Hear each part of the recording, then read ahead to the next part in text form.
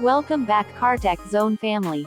Today we're diving deep into one of the most advanced military aircraft in the world, the B-21 Raider, America's next-generation stealth bomber. We're breaking down every detail you need to know, from design and technology to potential performance, capabilities, and what analysts think it will cost. You're not going to want to miss this.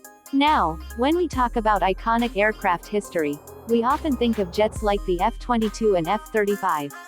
But the B-21 Raider is in a league of its own. It's not just another bomber. It's meant to define American airpower for the next 50 years. Today we're going to peel back the layers on this incredible machine. Let's start with the basics. The B-21 Raider is a long-range strategic bomber being developed by Northrop Grumman for the United States Air Force, USAF. Its mission: penetrate advanced integrated air defenses and deliver both conventional and nuclear weapons anywhere in the world. That's a bold claim, and the Raider is designed to do it with unmatched stealth. The first thing that sets the B-21 apart from older bombers like the B-2 Spirit is its modern stealth. Stealth isn't just a word, it's the reason the aircraft looks the way it does.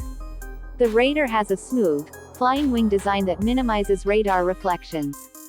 Every angle, panel, and contour is shaped for low observability. Traditional control surfaces, sharp edges, and exposed engine parts are avoided, and that's intentional. It's all about staying invisible to advanced radar systems. From the front view, the nose of the Raider is sleek and almost shark-like. The cockpit, while still resembling classic bomber ergonomics, benefits from decades of improved aerodynamics. From the 2/3 side view, you can see how the wing blends seamlessly into the fuselage. There's no traditional tail, that's part of what reduces its radar signature. It's a form-follows-function design, and it's breathtaking. Now let's talk about why stealth matters. Modern air defense systems, especially those developed in Eastern Europe and East Asia, use advanced active and passive radar arrays. These systems are extremely good at tracking conventional aircraft. The B-21 is designed to slip past these defenses undetected. That means it can fly deep into contested airspace, where other aircraft might never make it, and deliver its payload with precision. Performance numbers for a classified aircraft like the B-21 will always be estimates, but here's what analysts and defense publications are suggesting as of 2026. A key figure is range. The B-21 is expected to have an intercontinental range without refueling, somewhere in the ballpark of 5,000 nautical miles or more. Add aerial refueling, and it could truly operate anywhere on the globe. Speed-wise, while not a fighter jet, it's likely capable of high subsonic to low supersonic dash speeds, fast enough to outrun certain threats and reposition quickly. Payload is another major factor.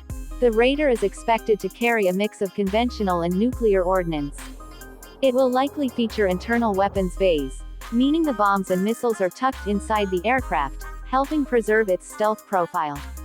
Estimates suggest it could carry at least 30,000 pounds of munitions internally, and with modular configurations, that could include precision-guided bombs, standoff missiles, and more.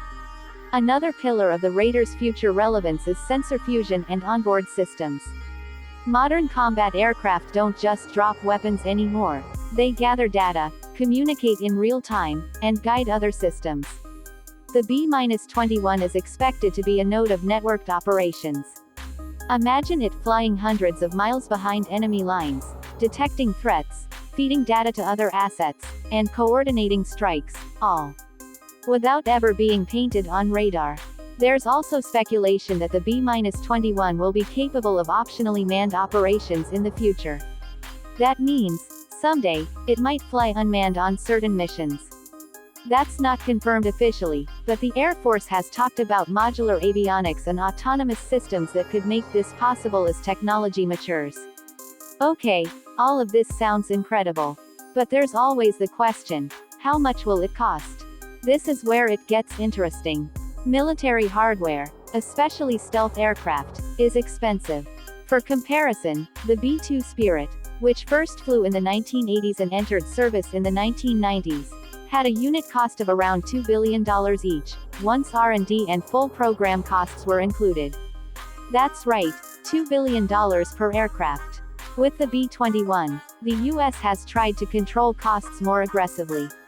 Early estimates from the Air Force have suggested a target unit cost of around $600 million to $700 million per aircraft.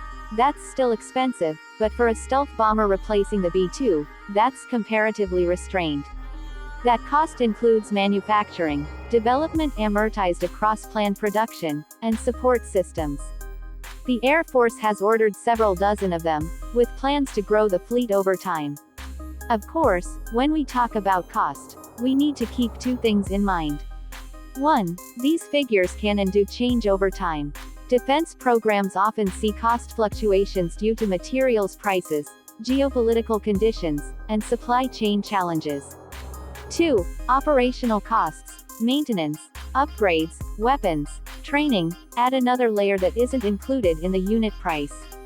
But even with these factors, the Air Force intends for the B-21 program to be more economical than its predecessors. Let's talk capability in real combat scenarios. The Raider is expected to augment and eventually replace the aging B-1 Lancer and B-2 fleets. The B-1 has incredible speed and payload but lacks in stealth. The B-2 has low observability but was built in limited numbers and is expensive to operate. The Raider is aimed to be the best of both worlds, stealth plus affordability, in a modern battlespace. Imagine a scenario: a high-end conflict involving advanced enemy air defenses. Traditional bombers flying at high altitude could easily be tracked and engaged. Fighters can conduct strikes but aren't designed for long loiter times or strategic payloads.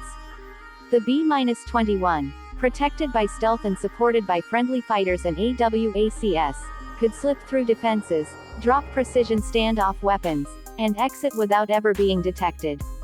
That's a huge strategic advantage. We should also consider how this aircraft fits into broader U.S. strategy. The Department of Defense has emphasized great power competition, specifically with nations that are rapidly upgrading their defense capabilities. China, for example, is developing its own advanced air defense systems and fifth-generation fighters. Russia has long pushed integrated air defense zones. The Raider is America's answer to those challenges, a strategic asset that can guarantee deterrence and strike power. Let me address some common questions people ask about the B-21. Is it faster than the B-2? Probably. While official top speeds haven't been released, more modern engines and aerodynamic refinements suggest improved performance. Does it carry more weapons?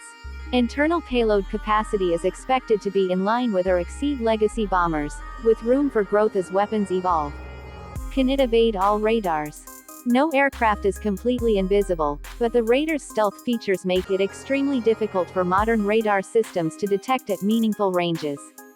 It's designed to be significantly harder to track than older platforms. When will it fully enter service? Initial operational capability has already been declared, and full fleet deployment will continue through the late 2020s and into the 2030s. From a design perspective, the B-21 is also built to be modular.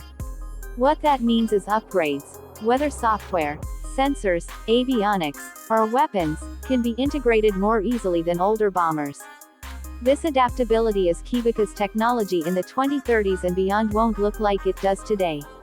Let's shift a bit to performance data you should know, based on public analysis and expert projections. Range.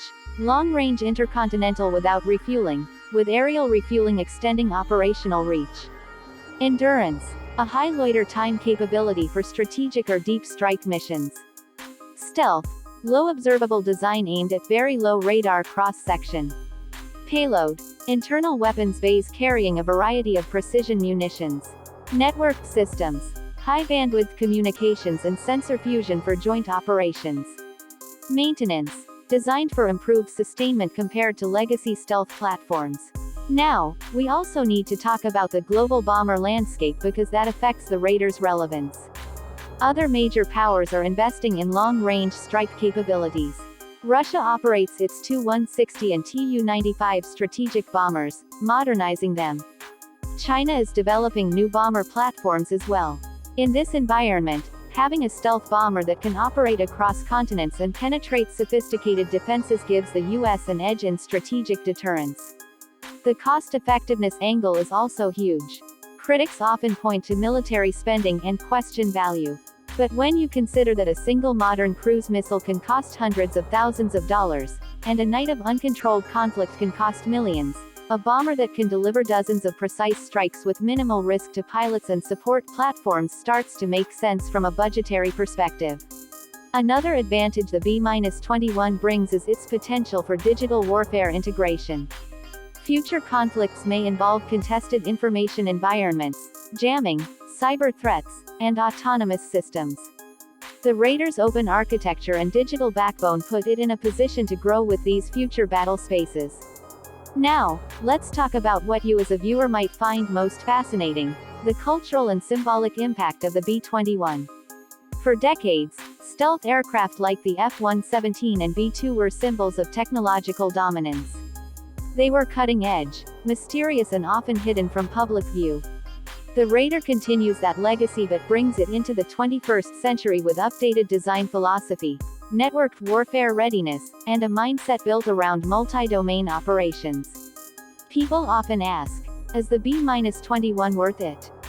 The short answer: yes, if your priorities are strategic deterrence, survivability in advanced threat environments, and long-term operational relevance. This is especially true when you consider the evolving landscape of anti-access, area denial systems, long-range precision fires, and peer competitor defense networks.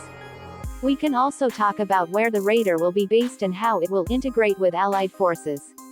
U.S. bases around the Pacific and Europe are already focused on interoperability with partners like Japan, South Korea, NATO members, and Australia. The Raider's range and stealth mean it can operate from secure locations far from conflict zones while still reaching critical targets with precision. And what about export potential? Historically, strategic bombers are not exported because they are core to national deterrence. So unlike fighters like the F-35, the B-21 will likely remain a uniquely American and Allied-operated asset. Before we wrap up, let's sum up what makes the B-21 Raider special. It's stealthy, long-range, digitally connected, designed for future upgrades, and built to survive and succeed where older bombers can't. It represents not just an aircraft but a shift in how long-range strike capability is conceived in the 21st century. Alright Cartech Zone Nation, now I want to hear from you. What part of the B-21's design or technology do you find most fascinating? Do you think strategic bombers will still matter in future wars dominated by drones and hypersonics? Drop your thoughts in the comments. If you enjoyed this deep dive, smash that like button, hit subscribe, and ring the bell so you don't miss our next breakdown. We've got comparisons, animations, and even exclusive interviews coming up. Thanks for watching and we'll see you in the next one.